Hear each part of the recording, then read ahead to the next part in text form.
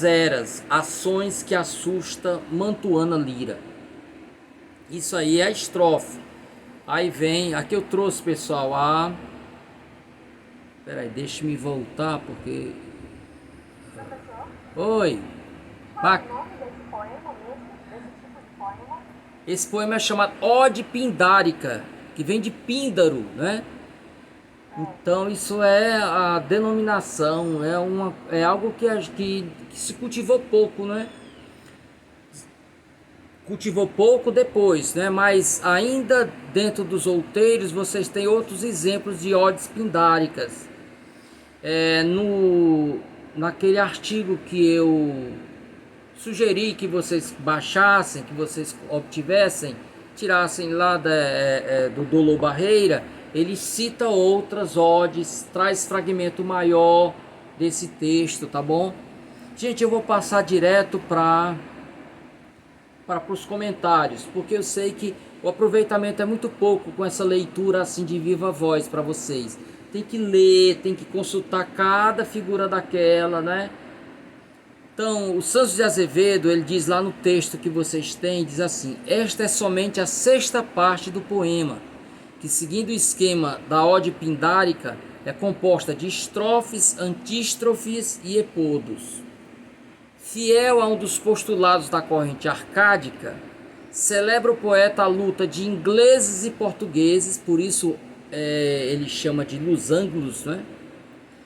A luta de ingleses e portugueses contra o exército napoleônico. Só para lembrar, quando a família real, né, quando ela veio com a corte inteira em vários navios para o Brasil, a Inglaterra, o exército inglês vai defender Portugal da ação dos franceses. Os poucos portugueses que ficaram lá se unem, os poucos portugueses que eu digo, que representam o rei. É claro que a população esmagadora ficou lá.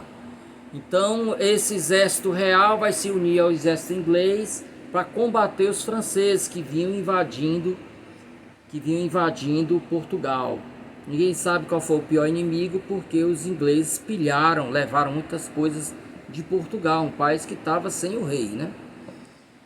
Então os ingleses e os portugueses lutaram contra o exército napoleônico. Na primeira estrofe ele pede à musa, como era de praxe, que lhe dê inspiração para cantar os feitos de heróis. A musa deverá descer do Parnaso, que é o sacrossanto monte. O Parnaso, a gente sabe, pessoal, que era uma região que era governada pelo deus Pan, né? Então, aí você tem esse monte que fica no Parnaso, né?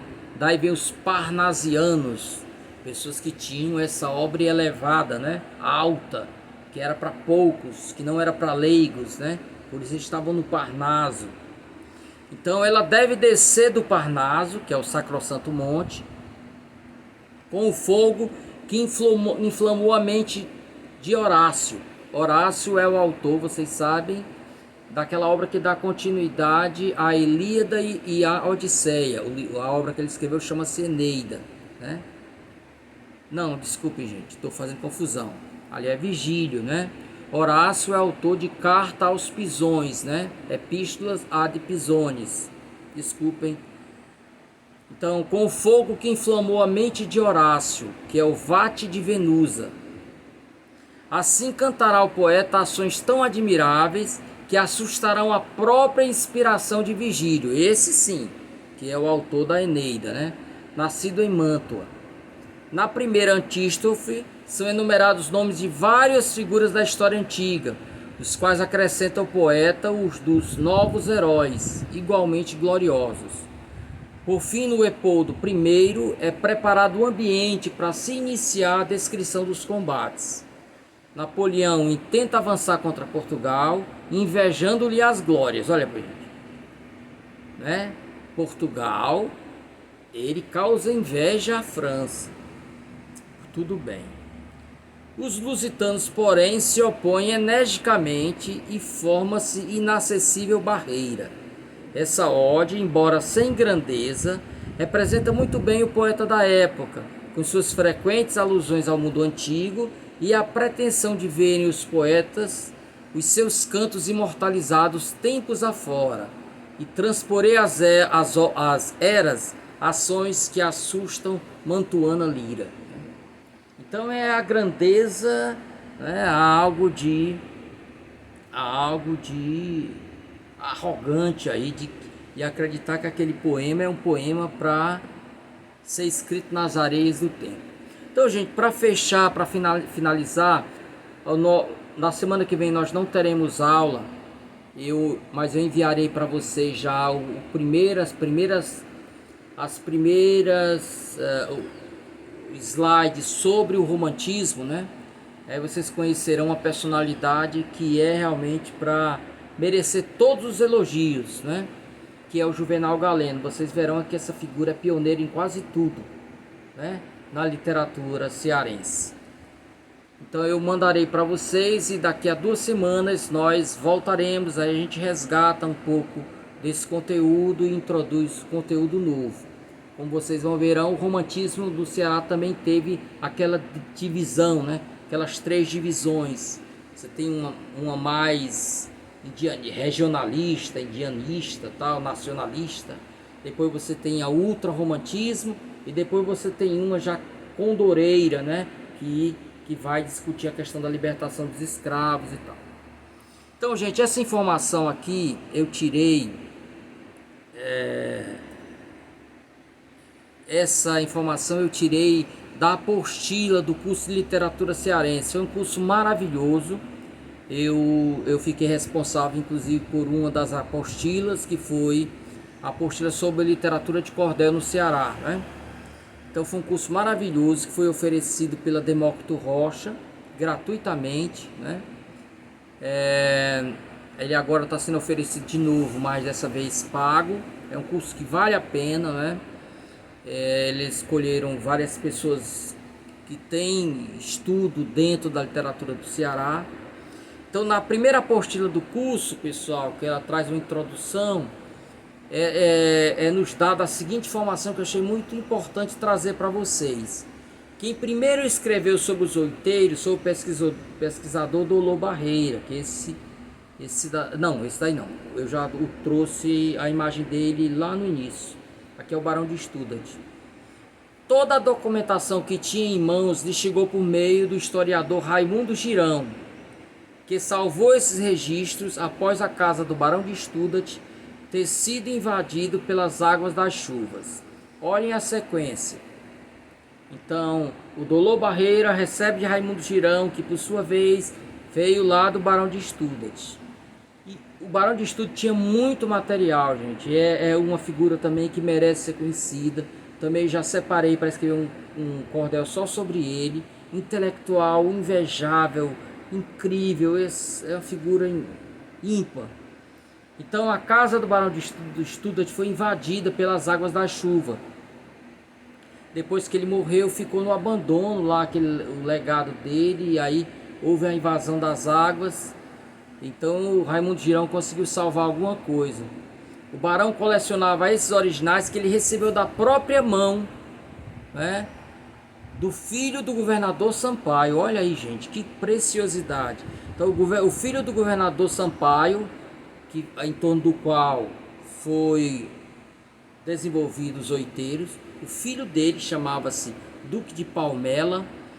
Ele passa esse material para o Barão de Studat, né? O Barão de Studat, então, o que ele não teria, né, gente? O que não foi perdido. Então, por isso nós temos tão poucas obras daquele período lá, né? Informações são também muito diminutas. Por exemplo, nome data de nascimento, local de nascimento de alguns autores, sabemos muito pouco. Então eu achei muito importante trazer essa informação para vocês. Então, gente, olha, eu queria que vocês, nesse intervalo que nós nos manteremos separados, que vocês lessem as apostilas relativas lá a Juvenal Galeno. Deixe-me aqui ir até os textos, né? Então nós temos aí o texto 1, gente, eu trouxe mas para apreciação de vocês, porque você já conhece a obra O Guarani, né? Então, esse texto número 2, pessoal, são Lendas e Canções Populares, é um dos livros do Juvenal Galeno. Vocês não tem como ler todo, porque é um livro imenso, né? Então, só para que vocês leiam alguns poemas, leiam lá a introdução do livro. Aí nós pulamos aqui para os textos teóricos, pessoal. Então eu queria que vocês lessem o texto teórico número 2 e que lessem também alguma coisa do Juvenal Galeno, esse texto ficcional número 2, tá bom?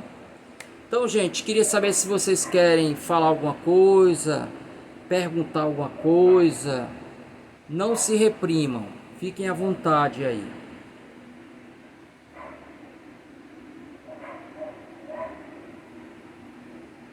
Ainda estão aí? Me escutam? Sim, professor. Daqui. Querem falar alguma coisa ou só tá tranquilo? Opa, Luciana. Pois tá bom, então vocês leiam, tá? Olha, muito importante vocês contribuírem aí, as perguntas que vocês fizeram me ajudam a enriquecer, né? E é isso, aquilo que eu não souber, gente, eu não sou formado na disciplina, mas eu tenho muita curiosidade. Então, o que eu puder, eu vou atrás, consultar amigos que têm, né, obras que eu não tenho também, ok? Então, gente, queria agradecer muito a vocês, desejar aí uma boa semana, um bom resto de semana, e a gente se vê daqui a 2 semanas. Aí eu divulgo no momento devido aí a data, horário e o link, tá bom? Então, um grande abraço para todos.